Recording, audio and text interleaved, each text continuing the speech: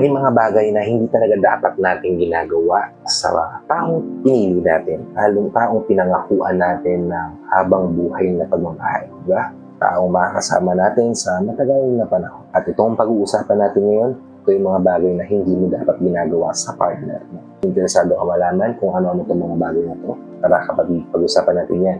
Keep on watching.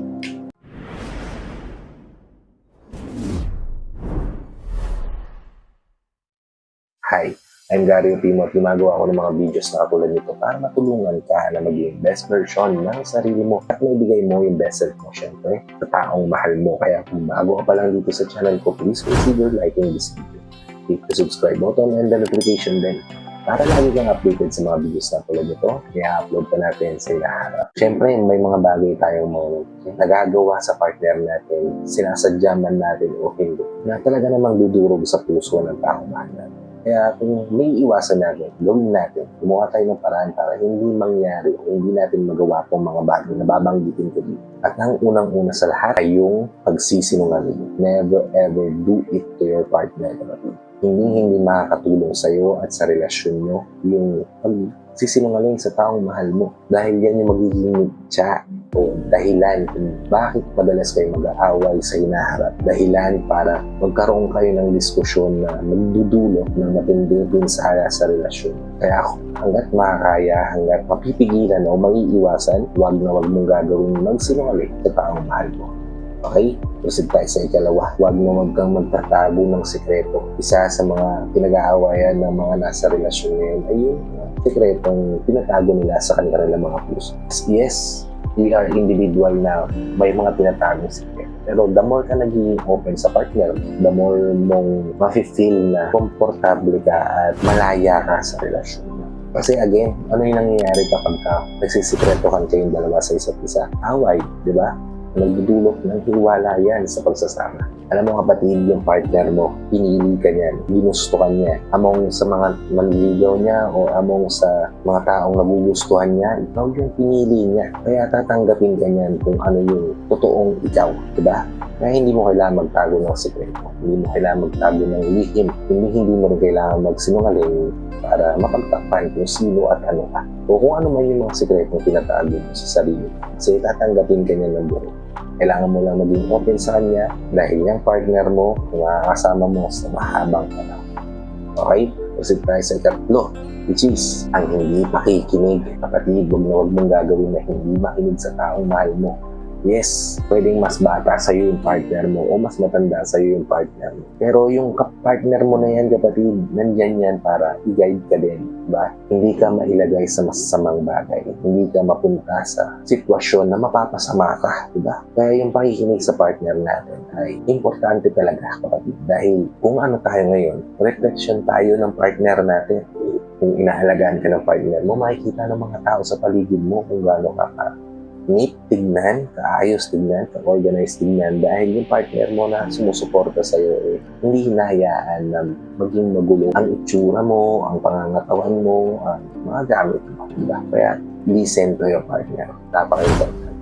Ika-apat, never ever make your partner feel unappreciated. Lagi mo ipaparamdam sa partner mo na na-appreciate mo siya. Napaka-simpleng mga bagay, mga salita lang naman kailangan mong gamitin para maparamdam mo sa partner mo na nagustuhan mo yung ginagawa niya, na-appreciate mo yung effort niya. Diba? Kung huwag mong hahayaan na ibaliwala mo yung mga sakripisyo, effort ng partner mo, fans. I-appreciate mo siya. Simpleng thank you, simpleng hug, simpleng kiss sa pisngi, ay malaking bagay na yun. Parang may paramdam sa partner na na-appreciate mo yung mga bagay na ginagawa niya para sa iyo. And never make your partner feel unappreciated. Okay, kasi tayo sa ikalima. Never ever make your partner feel unimportant naman. Kailangan may paramdam mo rin sa partner mo na siya lang yung one and only, di ba? Siya lang yung taong maganda sa mata mo, pogi sa mga mata mo, di ba? Siya lang yung na-appreciate mo, siya lang yung nakikita mo, di ba? Dahil doon may mararamdaman niya na importante siya sa buhay.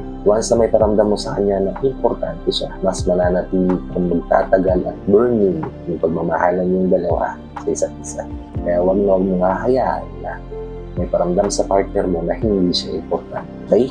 Kasi tayo sa ikaan, wag na wag mong hahayaan na hindi siya na-i-inform. Lalong-lalo sa mga pag-partner na nasa malayo o lagi nagkakalayo o yung partner niya ay umaalis ng bahay, ganyan, nagtatrabaho, di ba? Lagi mong ipaparamdam sa partner mo na safe ka, okay ka na nakarating sa work mo, na kumakain ka ng maayos sa mga pagkain na binibigay niya sa'yo, pinapabaon niya sa'yo, lagi mo siyang i-inform. Yung simple kasi yung mga bagay na yan, kapatid, na nakakalimutan natin madalas.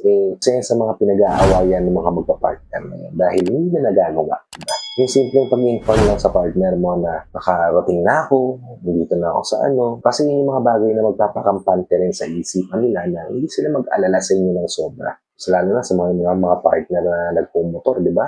Alam naman natin kung gaano ka delikado yung pagdadrive sa kalye, di ba? Kung driver ka or whatever, kung ano man yung ginagawa mo na lumalabas ka ng bahay para may pagsapalaran sa mundo, di ba? Yung simpleng pag-i-inform lang sa partner natin, make them feel na importante sila, make them feel na na-appreciate sila, at make them feel na panatag sila na okay ka. Kaya wag na wag mong hayaan na hindi sila na-i-inform. Okay? Proceed tayo sa ikapito. Wag na wag mong hayaan maging kampante ka sa partner mo. Yung pagiging complacent ka pa din. Yan madalas yung reason kung bakit naghihiwalay ang mag-partner. Dahil imagine mo, hinahabol-habol mo siya bilang lalaki, di ba? Pinilit mong makapasok sa mundo niya tapos ipinaramdam mo sa kanya kung ano yung dapat niya maramdaman bilang babae. Ngayon na nag-all in na rin siya sa'yo, magiging kampante ka na. Huwag ganun, kapatid. Anytime pwede yung mawala sa'yo. Kahit paano, marami kayong anak, pwede mawala pa rin yung partner mo na yan sa'yo. Kaya huwag na huwag mong hahayaan na maging complacent ka sa relasyon. Lagi kang maghanap ng paraan para maging ahead ka sa competition. Maging ahead ka sa partner mo, sa isip at sa puso ng taong mahal mo. Simple lang yan. Palagi mo siyang ligawan, palagi mo karamdam sa kanya na mahal mo siya. Huwag na huwag ka magtatago ng sikreto. Palagi kang makinig sa kanya. Paramdam mo sa kanya na na-appreciate mo siya. Lagi mo siyang i-inform. Yan yung mga bagay na magpaparating sa kanya na hindi ka nakakampante sa relasyon. At importante pa rin siya hanggang ngayon sa'yo. Yan, kapatid, yung mga bagay na makakatulong sa inyo para hindi masira yung relasyon mo. Never ever do these 7 things para mas maging matatag at matagal ang pagsasama mo. I hope nakatulong tong video na to sa inyo. If nakatulong nga naman, please help me share this to your loved ones na positive rin natin matulungan ng video na to. Para nakatulong na kayo sa kanila, tulong na rin ako sa kanila. Sa lahat ng OFW viewers natin, sa mga viewers natin dito sa Pilipinas na walang sawang nanonood, sumusuporta at palagi na-tune in sa bawat video na i-upload ko.